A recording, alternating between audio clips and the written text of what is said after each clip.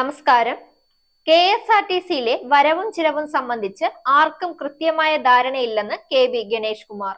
ഗതാഗത വകുപ്പിന്റെ മന്ത്രിയായി സത്യപ്രതിജ്ഞ ചെയ്തതിന് പിന്നാലെയായിരുന്നു KB ഗണേഷ് കുമാറിന്റെ പ്രതികരണം. ഇത്രയും വലിയ സ്ഥാപനമായിട്ടും അക്കൗണ്ടിംഗ് സംവിധാനമില്ല, HR സംവിധാനമില്ല അദ്ദേഹം പറഞ്ഞു. വരവിനെ കുറിച്ച് മാത്രമാണ് മാധ്യമങ്ങൾ റിപ്പോർട്ട് ചെയ്യുന്നത്. എവിടെയാണ് ഈ പൈസ എന്നതാണ് ചോദ്യം.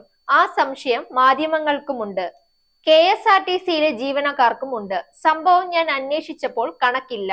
കണക്കുണ്ടാകുമ്പോൾ തന്നെ വലിയ മാറ്റമുണ്ടാകും. ജീവനക്കാർ അധ്വാനിച്ചു കൊണ്ടുവരുന്ന പണം ഒരു സ്ഥലത്തും ചോർന്നു പോകാൻ അനുവദിക്കില്ല. എല്ലാ ഓട്ടകളും അടയ്ക്കുമെന്നും KB ഗണേഷ് കുമാർ പറഞ്ഞു.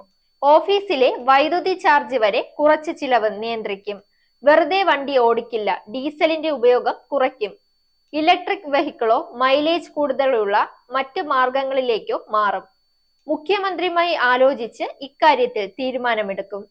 പെൻഷൻ തുക ഒരുപാട് കൊടുക്കാനുണ്ട്. അക്കൗണ്ടിംഗ് സംവിധാനമില്ലാത്തതിനാൽ കാൽക്കുലേറ്റ് ചെയ്യുന്ന പെൻഷൻ ശരിയാണോ എന്ന് എങ്ങനെ പറയാനാകും? അതെല്ലാം മനസ്സിലാക്കേണ്ടിയിരിക്കുന്നു. ഒരാഴ്ച സമയം തന്നാൽ ഇതെല്ലാം മനസ്സിലാക്കി നിങ്ങളോട് സംസാരിക്കാം. നല്ല പ്രപ്പോസൽ എന്റെ കയ്യിലുണ്ട്.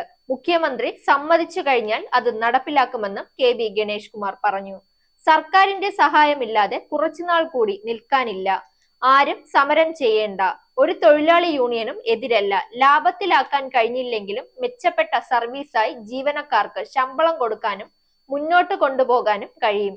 ഒരു മുറുക്കാൻ കടയിലെ എക്കണോമിക്സ് ആണ് വേണ്ടത്. വരവ് കൂടുക, ചിലവ് കുറയ്ക്കുക, ഗണേഷ് കുമാർ പറഞ്ഞു. Zag news, Thiruvananthapuram. നേരിന്റെ വാർത്തകൾ നിങ്ങളുടെ വിരൽത്തുമ്പിലെത്താനായി സാഗ് ന്യൂസ് ചാനൽ സബ്സ്ക്രൈബ് ചെയ്തും ഷെയർ ചെയ്തും ഒരു ശരിയായ മാധ്യമ നിലപാടിന് പങ്കെടുക്കാൻ ഞങ്ങൾ നിങ്ങളെ ക്ഷണിക്കുന്നു.